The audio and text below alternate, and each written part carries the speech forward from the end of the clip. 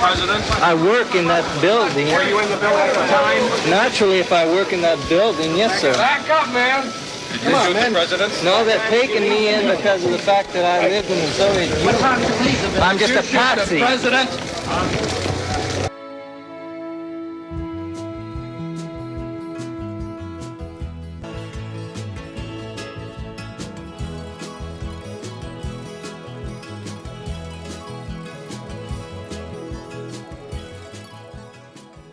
That was Lee Harvey Oswald after he was arrested, taken to the Dallas Police Department, in the police station saying, "I'm just a patsy." Little did he know, he was not just a patsy. He was the most famous patsy in American history.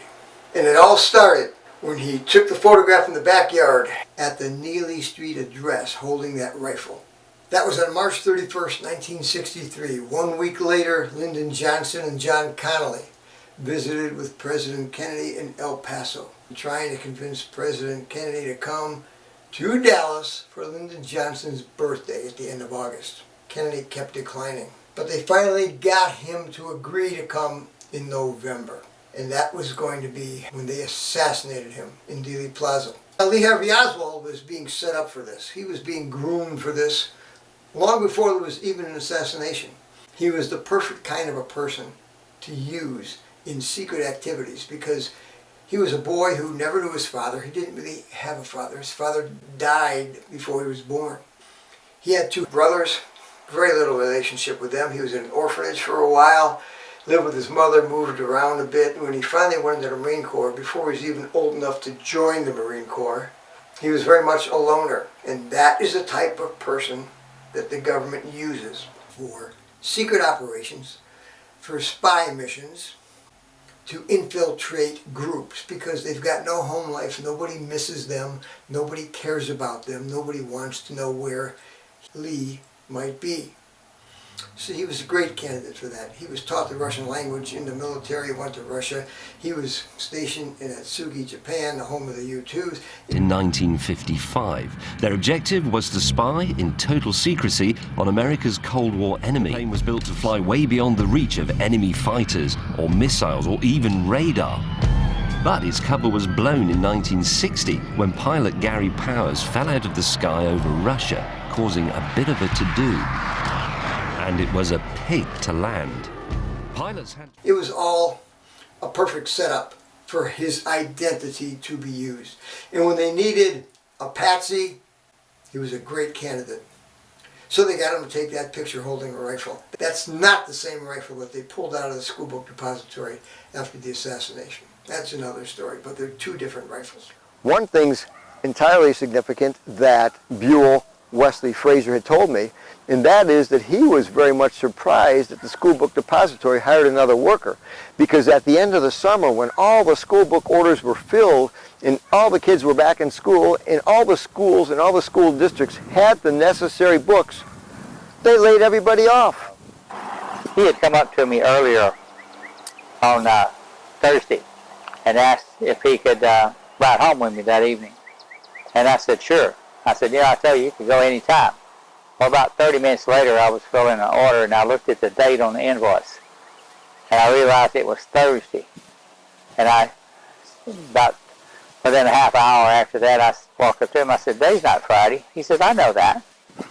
And he said, "But he says I still want to go home with you this afternoon." And he says, "I'm going home." And he says, "Marina has made me some curtains, and I'm going out to Miss Payne's house, whom she lives with, and to get some curtain rods where I can put the curtains up in my my room at the rooming house."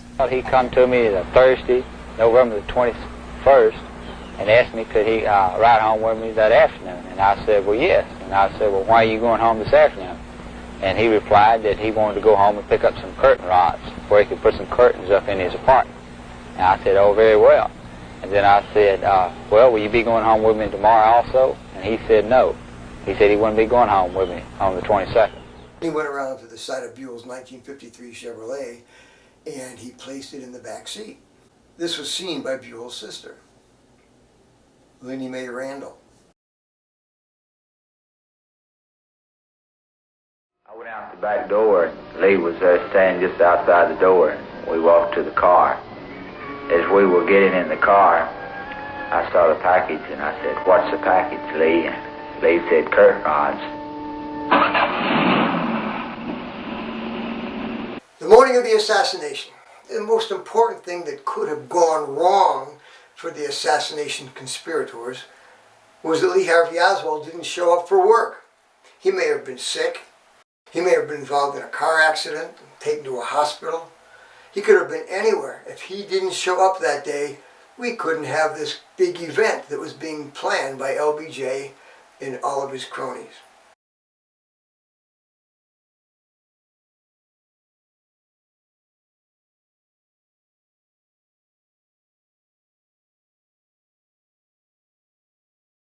I said, "He got out of the car, see, and picked up the package when I was charging my battery, see. My battery ain't charging pretty bad. And then when I got out of the car,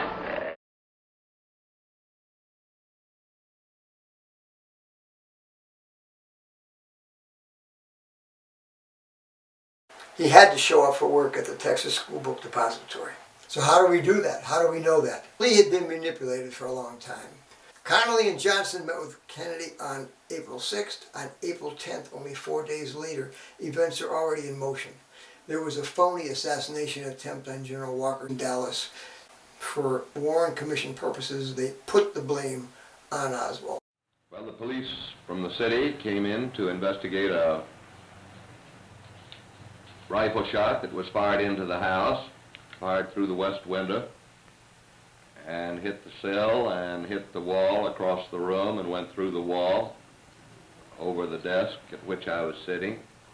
This happened at 9 o'clock last night. Well, there's an enemy within this country, and of course it's the same enemy that represents the position that we should do away with the House Un-American Activities Committee, that we should destroy our local police forces, and that we should do away with our military forces.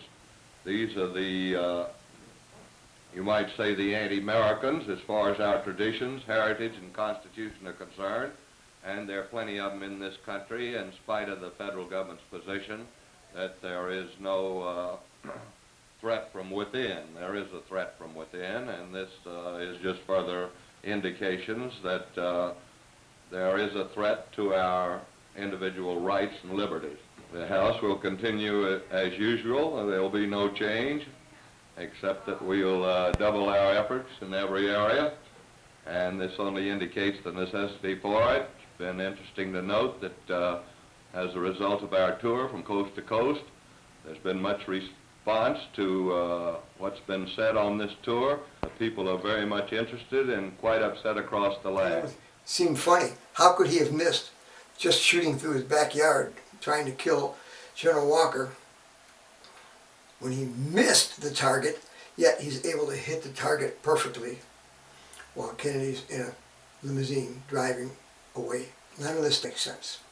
So Lee, you've got to be at the School Book Depository on November 22nd. And to let us know that you are there, we're going to have you take a package with you, a package that you can leave for us to find so that we know it was left by you. And we know that all of our people are in place just in case something should go wrong and somebody would try to harm President Kennedy. We know where our people are and where our people are not. Well, when the shots were fired from the place where Lee worked, he knew he was set up. He knew that the dominoes were going to start to fall. The night before the assassination, he went to Ruth Payne's house in Fort Worth. Oswald was staying in a rooming house in Oak Cliff. He had gone back and forth from Fort Worth to the School Book Depository on the weekends, a total of 10 times since the first day he was hired, October 16th of '63. He drove with Buell Wesley Fraser, a younger boy, 5 years younger than Oswald, who was sleeping on his sister's couch while he was working at the School Book Depository. And when Lee came to work there, Buell told me he was kind of surprised because all the crew had been let go, all the orders had been filled. All right, so they bring on Lee Oswald. Nice guy, didn't talk much. And whenever he needed to go back to Fort Worth, it was only 5 houses away from where Buell was staying in his sister's house. So he would drive him back and forth. This happened exactly 10 times from October 16th to November 22nd. The first 9 times, when they drove back from Fort Worth to the School Book Depository for work, Lee and Buell would park the car, they would get out of the car together, and they would walk into the School Book Depository together. On the morning of the assassination, Lee Oswald got out of the car first, scampered on ahead, and Buell just took his time and walked behind. And it was very significant that Lee Harvey Oswald walked on ahead. Didn't walk with him or didn't walk behind him. It matters to history. Oswald went back to Fort Worth to visit his wife. His wife had a baby on October 20th. It was his second daughter. And Lee was not at the hospital when the baby was born. Ruth Payne was there. Lee stayed with the kids in Ruth Payne's house. And then he came back. He went back to work. And then he came back on October 21st when Ruth Payne brought Marina and the baby home. So this practice of going back and forth to work with Buell worked well. On the morning of the assassination, I am totally convinced that Lee Oswald, as we know, he was working as a government agent. Of course, there's no documents that's going to prove that. They don't have any canceled checks made out to Lee Harvey Oswald for his spying activities. But everything he did at the direction of someone, a supervisor. Somebody was watching his activities, and somebody was in charge of every move he made. And this goes back to New Orleans, to the Guy Bannister days at 544 Camp Street, where Oswald was infiltrating anti-Castro forces there in New Orleans. The night before the assassination, Oswald drove back to Fort Worth with Buell. That morning he got up, and this is very important. He took off his wedding ring, put his wedding ring in a little cup on the dresser, and he put on his Marine Corps ring. And he put on a bracelet that said Lee. It's going to become important after the assassination. When he got out of bed that morning, he got up before Marina got up. He got up before Ruth Payne got up, and he went outside. He went around the far side of the garage, where I believe a package was left there overnight waiting for him. Nobody knew anything about curtain rods. Nobody was told. Marina was never told he was going to come out to get curtain rods. Ruth Payne wasn't told this. Nobody. He didn't need curtain rods. Curtain rods was simply a package that was his identification later on during the day. He picked up the package, walked the 5 houses down to where Buell was sleeping on the couch, peeked in the window. And he peeked in, and while he was looking in the window, my mother, who was here, also, my stepfather and my mother had came up for a visit. Well, my stepfather had a heart attack, so he was over in the hospital here in Irving. My mother said, "Who's that man looking in the window?" And I said, "Where?" And she said, "Over there." And so I looked, and there Lee was, standing looking in the window. I said, "Oh, that's Lee. That's the man I work with." I said, "He rides to work with me." Then he went into the car, dropped off the package in the back seat, and he waited for Buell to come out. When Buell came out, he said, "Lee, what's in the package?" He said, "Curtain rods. You remember, I told you I was going to come out to get curtain rods." As we were getting in the car, I saw the package, and I said, "What's the package, Lee?" And Lee said, "Curtain rods."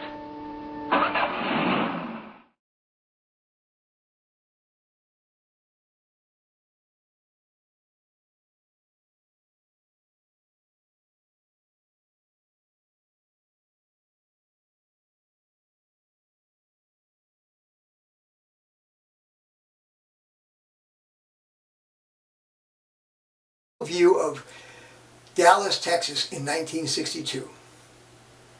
It shows the area behind the School Book Depository, down the street, down along Houston Street, north on Houston. It was undeveloped. It was a dirt road through the railroad yards. Railroad tracks crossed over a dirt road by Ross Street is the only paved street that came in and intersected with Houston.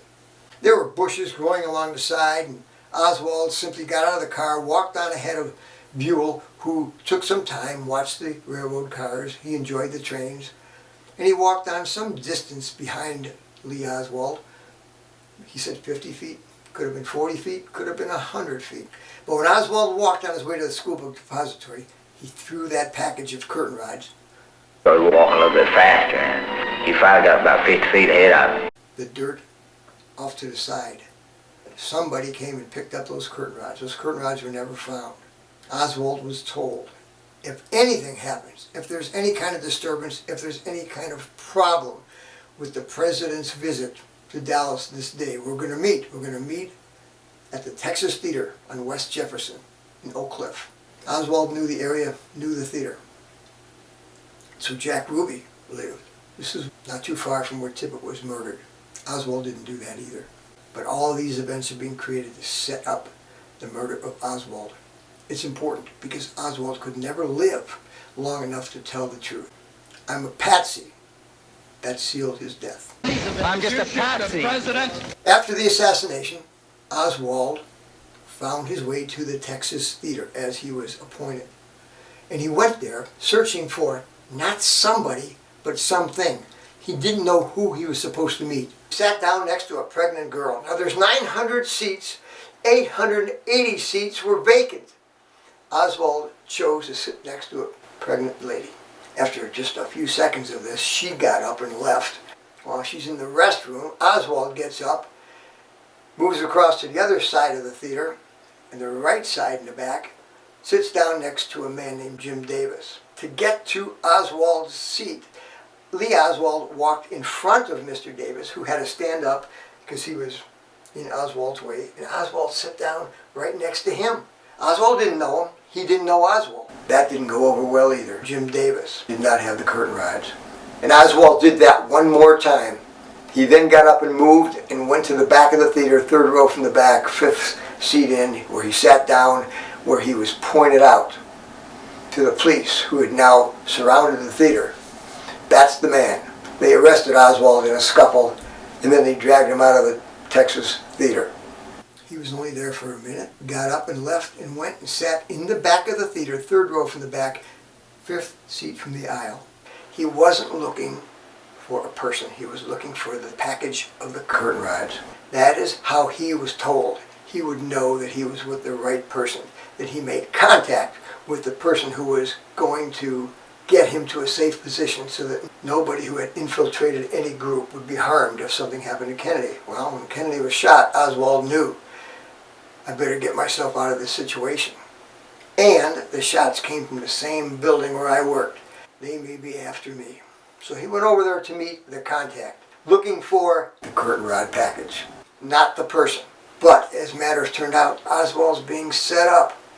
That's why when the police officer came to arrest Oswald, when they pointed out, that's the man we're looking for from the stage, they walked up to Oswald, they surrounded him, police officer pulled his gun, Oswald said, this is it, and he hit the officer. They dragged him out of the theater, and this color photograph shows Oswald being arrested and put into the back seat of the car and taken down to the Dallas police station. The package that he was supposed to have brought into the school book depository was made of brown paper with tape on the paper. The tape came off of the tape dispensing machine in the school book depository at the back of the first floor by the back door, where all of the packages were wrapped and taped and ready for shipment by Troy Eugene West. And as Buell told me, he operated that place like a Gestapo. Nobody got near it. All of the packing procedures, all the mechanics of packing and shipping were done through his fingers.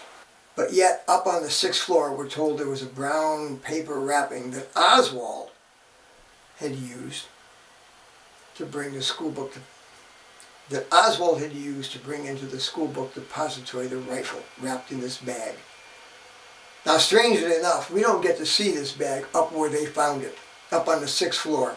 There are many pictures taken of the 6th floor, many videos. The environment of the sniper's nest never is photographed with the brown paper bag, which is so important in the position where it was supposed to be found. All we have is an exhibit in the Warren Commission with a dotted outline where the package was. But yet there's a Dr. Pepper bottle that was found right nearby. That was photographed several times. If the paper bag and the Dr. Pepper bottle were found together, they should have been photographed together. And they should have been removed from the school book depository down on the 1st floor together. That's the only time that we see these two items together and photographed, is when the paper bag is now brought out down the front steps onto Elm Street by Lieutenant Detective Leslie Montgomery. When all of these people are asked, all of these police officers are asked, who picked up the brown paper bag? Oh, I didn't. Lieutenant A must have. Oh, I didn't. He did. No, I didn't. Lieutenant Montgomery must have. No, I didn't. Well, they all went around. It was like a dog chasing his tail. Nobody admitted to having been there when the brown paper bag was picked up, or to having picked it up, even though others said that that person was the officer who picked up the brown paper bag. How difficult would it have been had the brown paper bag actually been up there and one person picked it up? Or even if a whole committee picked it up. Everybody who was in the committee could have been named, but nobody took responsibility, nobody would admit to it, and nobody would admit to being there when it was picked up. The paper bag was never up there. It was created in the school book depository. It had to have been created that day because it had tape on the bag, and the tape had marks that were placed on the tape from the rolling machine that held the tape down on the wetting device, so that if the tape came off wet, which meant it was sticky and had to be used then before the tape dried, the marks would be on the back of the tape, and those marks were there. And that was explained by Troy Eugene West, why those marks are on the tape. It had to come off wet. It had to be used there at that time. Yet, the Warren Commission creates this big story about how Oswald took the paper home, took the tape home. The next morning he made a bag and brought the rifle in the bag to the school book depository. That's why they had to create this whole scenario about curtain rods. The morning of the assassination, Oswald walked in the back door before Buell walked in the back door. If Oswald walked in with Buell or after Buell without having in his hands these curtain rods, Buell would have seen Lee walk in the back door, and Buell would have said, Lee, why don't you have your curtain rods with you? You can't leave them in the car because I'm not taking you back to Fort Worth tonight. Where are your curtain rods? Oswald couldn't say, well, I had to throw them off to the side so somebody could pick them up. I could meet them in Texas Theater. He couldn't say that. So he walks in by himself, well ahead of Buell. When he walks in, a man, 40 years old, his name is Jack Dougherty, he saw him walk in. And he was asked by the Warren Commission lawyer, Mr. Buell, did you see Oswald walk in the school book depository? And in his testimony, he says, I saw him walk in, and he had nothing in his hands at the time. Oswald walked in empty-handed. You would say that definitely, that he walked in without anything in his hands? I didn't see anything in his hands if he did. You would say that positively? Yes, sir. He said, definitely and positively, Oswald walked into the school book depository without carrying anything in his hands. Empty-handed. No gun, no curtain rods, nothing. The Warren Commission report is a fiction book created from nonsense and sold to the public as the truth. It's pure garbage. Page 133 of the Warren report, they paraphrased Jack Dougherty's testimony. And they say, one employee, Jack Dougherty, saw Oswald walk in to the back door of the school book depository, but he could not remember if Oswald had anything in his hands. That's not what his testimony was. Definitely and positively, he was empty-handed. So the Warren Commission creates all of this so they can create confusion and make the American public believe Lee Harvey Oswald walked into the school book depository carrying a gun, intent on killing President Kennedy. It's not what happened. We don't get to see the paper bag until Lieutenant Montgomery brings it out along with another detective, one carrying the Dr. Pepper bottle, the other one carrying the paper bag. But if the paper bag was wrapped up so tightly that Lee Harvey Oswald could carry it under his arm, as Buell said he did, this paper bag was much too big and it would have had to have been folded. There would be folding marks down laterally, the length of the bag. There are no folding marks. Take a good look at it. And it's done for the purpose of feeding a story to the press, which they did. When we look down Houston Street, beyond the School Book Depository, there are many photographs that were taken that day and videos that were taken that day, 8mm films. They all show that beyond the School Book Depository there was nothing. It was emptiness. It's at least a quarter of a mile where Buell had to park his car in the empty parking lot, which was nothing more than a gravel and dirt parking lot. They walked a quarter of a mile from the car to the back door of the School Book Depository. Buell wasn't paying attention to what Oswald was doing. He glanced at him, he said, once. But that's all. His hand, he didn't know what Oswald was doing, and when Oswald darted out of that car and walked down Houston Street, past Ross Street, through that thing on the side of the dirt road, behind the bushes, nobody saw him, nobody cared. And within a minute, there was somebody there to pick that curtain rod up, take that curtain rod to the place where it was supposed to be. So Oswald believed. It's not what happened.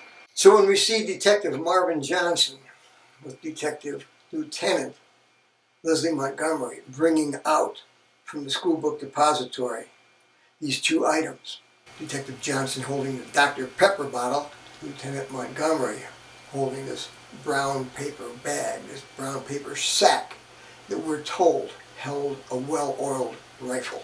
These items were found on the 6th floor, we're told. They were found together, just a few feet apart, yet the photographs that show the Dr. Pepper bottle and the photographs that show the bullet casings, the 3 empty shells along the wall, none of them show the paper bag up on the 6th floor.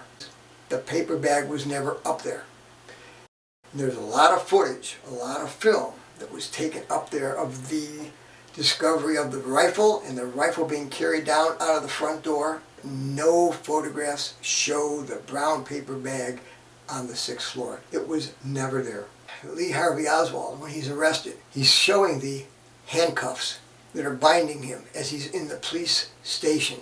And you can see on his left hand the Marine Corps ring, and you can see on his wrist the bracelet that says Lee. They were made part of the inventory. The inventory became a Warren Commission exhibit. It states in the inventory that he was wearing the Marine Corps ring and the bracelet. I believe that that Marine Corps ring he was told to wear that morning, so that when you get to the theater, the appointed person will know you when you present your ring, and you will know him or her when you see the curtain rods. Didn't happen. He was arrested and charged with the murder of Officer Tippit and the murder of President Kennedy. For more than 6 decades, the American public has been expected to believe this story, that Oswald smuggled his rifle into the School Book Depository the morning of the assassination with the false story that he was really carrying a package of curtain rods. Nothing could be further from the truth. But it led the American people on a wild goose chase that Oswald killed President Kennedy by carrying his rifle into the School Book Depository and telling only one person, Buell Fraser, that it was curtain rods. I'm just a patsy. President.